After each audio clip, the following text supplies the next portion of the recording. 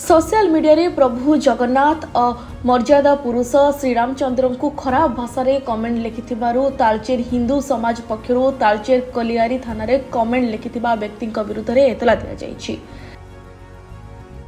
सूचना अनुसार 2 दिन पूर्व फेसबुक रे मिस्टर चिरंजीवी नामक एक आईडी रु एक पोस्ट करा जायथिला। हेले से आईडी रे सूर्यकांत मल्लिक नामक एक व्यक्ति हिंदू धर्म सह कोटि कोटि हिंदू मर्यादा पुरुषोत्तम प्रभु श्रीरामचंद्र और आराध्य देवता प्रभु जगन्नाथ नाम रे अश्लील भाषा रे कमेंट करथिले, जहा द्वारा हिंदू मानक मन रे कठोर आघात होइछि। देखंतु आज्ञा हमरो मिस्टर चिरंजीवी बोली जने फेसबुक आईडी रे से तांकर पोस्ट करथिले हमरो धर्मांतरीकरण को नेकी।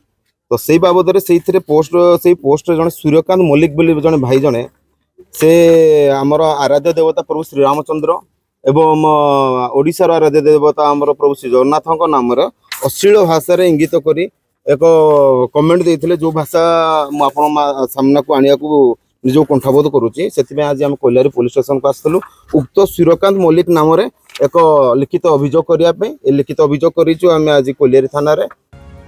यह सहित विभिन्न स्थान में दंगा मारपिट भली परिस्थिति सृष्टि हेबार संभावना रही।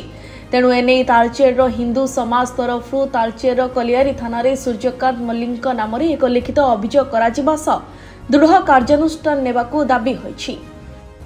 प्रिय नेता आमर डेरागिरार सरपंच श्री गीतीश भाई नेतृत्व में तथा हिंदू समाज सभापति श्री गीतीश भाई नेतृत्व में आज सबु हिंदू भाई माने एकत्रित होई आज आम कलियारी थाना रे एफआईआर देइचंती। मर्यादा पुरुष श्री रामचंद्र एवं जगतर नाथ श्री जगन्नाथ ऊपर जो सोशल मीडिया रे अभद्र टिप्पणी करा जायछि ता परिप्रेक्षी रे ता विरुद्ध रे थाना रे एतला दिया जायछि। गीतीश भाई नेतृत्व रे सारा तालचेर रे जे समस्त थाना गुड़िकार एठू धरी कोणिया पर्यंत सबु थाना गुड़िकर मध्य एफआईआर मध्य दिया जियो पई व्यवस्था बोध कलेनी। आज समय आसीछि हिंदू भाई माने एकत्रित हुंतु।